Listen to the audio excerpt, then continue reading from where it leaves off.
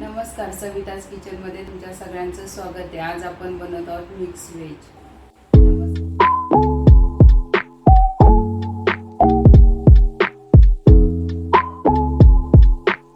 तेल गरम झालेलं आहे, तेलामध्ये ना पनीर टाकायचं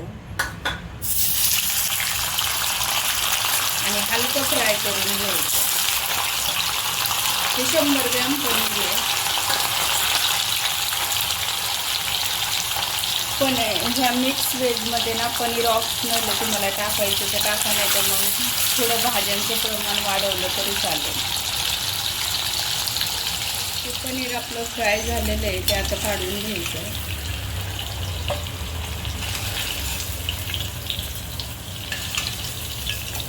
जास्त पण फ्राय करायचं नाही, थोडंसं नाही केलं तरी चालेल, पण टेस्ट बदलते म्हणून। आणि या पनीरमध्ये थोडंसं पाणी टाकायचं, पाण्यात ठेवायचं। मग पनीर टाकायचं म्हणून पनीर ना सॉफ्टच राहतं, हार्ड होत नाही, म्हणून पाण्यात ठेवायचं। गरमच आहे, त्याच्यामध्ये ना 1 टीस्पून असं जिरं टाकायचं। जिरं म्हणजे कंपल्सरी, जिऱ्याने ना टेस्ट चांगली येते। आणि 1.5 कांद्याची पेस्ट आहे, पण ही ना जाडसर वाटलेला आहे कांदा, एकदम बारीक पेस्ट नाही केलेली, तुम्ही बघू शकता एकदम जाडसर आहे असं।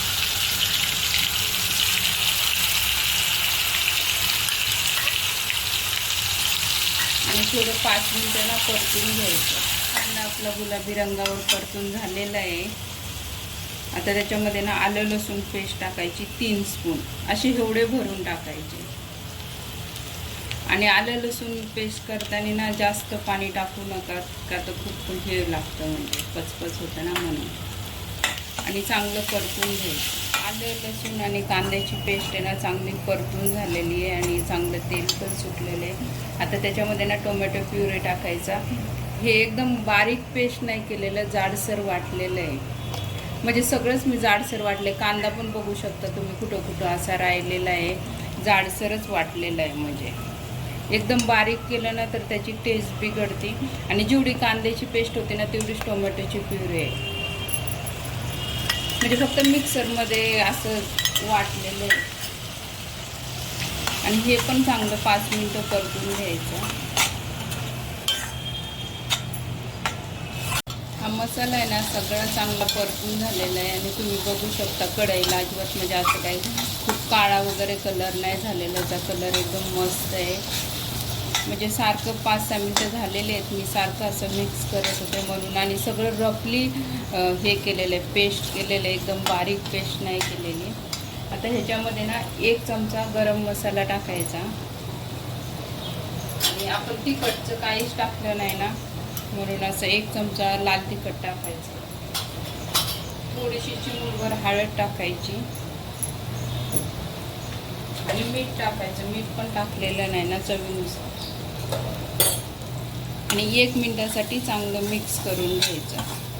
मसाल्याला चांगलं तेल सुटलं पाहिजे, त्याच्यावरतीच ह्याची सगळी टेस्ट आहे। म्हणजे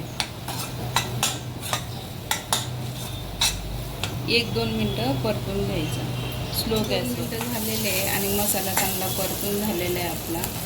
आता ह्या भाज्या आहेत, फ्लावर आहे, बीन्स आहे आणि वटाणा आहे, अर्धी वाटी आहे। आणि 1 बटाटा आहे, तो पण असे तुकडे करून तो पण टाकायचा। आणि सगळं चांगलं मिक्स करायचं।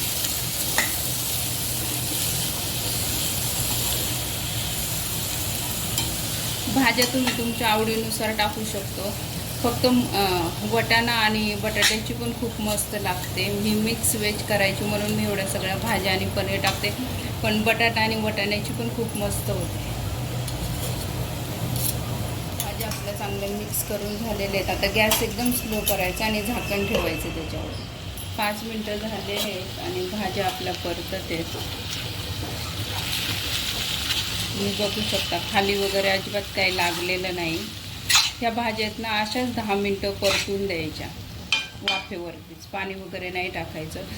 त्याच्यावरती ना झाकण ठेवायचं आणि परत अजून 5-6 मिनिटं वाफवून। 5-6 मिनिटं झालेले आहेत आणि भाज्या स्लो गॅसवरतीच होत्या। आणि तुम्ही बघू शकता एकदम मस्त असं परतून झालेल्या आहेत भाज्या। आता ह्याच्यामध्ये ना हे पनीर आणि पनीरमध्ये पाणी टाकलेलं होतं ना, तेच पाणी टाकणार आहे. हे अर्धा ग्लास पाणी असेल. आणि चांगलं मिक्स करून घ्यायचं.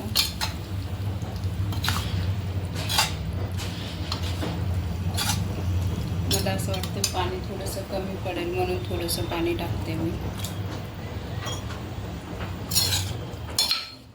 हे असं ठेवायचं थोडं आणि झाकण ठेवायचं आणि 15-20 मिनटं मस्त स्लो गॅसवरती पाणी टाकून ना 10 मिनटं झालेलं आहे आणि मस्त आपल्या भाज्या शिजायला लागलेल्या आहेत. पण अजून ना थोड्याशा कच्च्याच आहेत, तर अजून 5-7 मिनटं असंच ठेवायचं झाकून. पण गॅस स्लोच राहून द्यायचा, का तर भाज्या शिजल्या पाहिजे.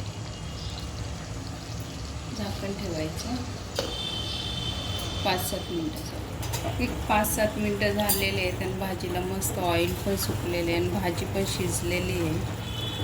तुम्ही बघू शकता का?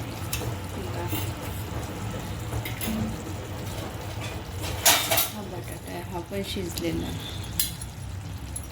सगळ्या भाज्या शिजलेल्या आहेत आणि तेल पण सुटलेलं आहे. आता ह्याच्यामध्ये ना जे टोमॅटोचा आंबटपणा असतो ना, तो घालवण्यासाठी मसाले पण कधी कधी खूप म्हणजे स्पायसी आणि हे लागतात ना, म्हणून ह्याच्यामध्ये 4 चमचे दूध टाकायचं. त्यामुळे ना माइल्ड होते भाजी आणि हॉटेलसारखी टेस्ट येते, म्हणून कधी पण हे करायचं. दूध टाकायचं 4 चमचे. दुधावरची साय असली ना ते पण टाकू शकता, तर माझ्याकडे साय नाही म्हणून मी दूधच टाकलेलं आहे. ती 2 चमचेच टाकायची साय असल्यावर. आणि आता असंच झाकण ठेवून परत 5 मिनटं तेल सुटूपर्यंत ठेवायचं. दूध टाकून 5 मिनटं झालेले आहेत आणि भाजीला ना मस्त असं तेल सुटलेलं आहे. तुम्ही बघू शकता भाजी खूप मस्त झालेली आहे रेडी. आता ह्याच्यामध्ये ना 1 चमचा कोथिंबीर टाकूया बारीक कापलेली आणि मिक्स करायचं आणि सर्व करूया आता ही भाजी.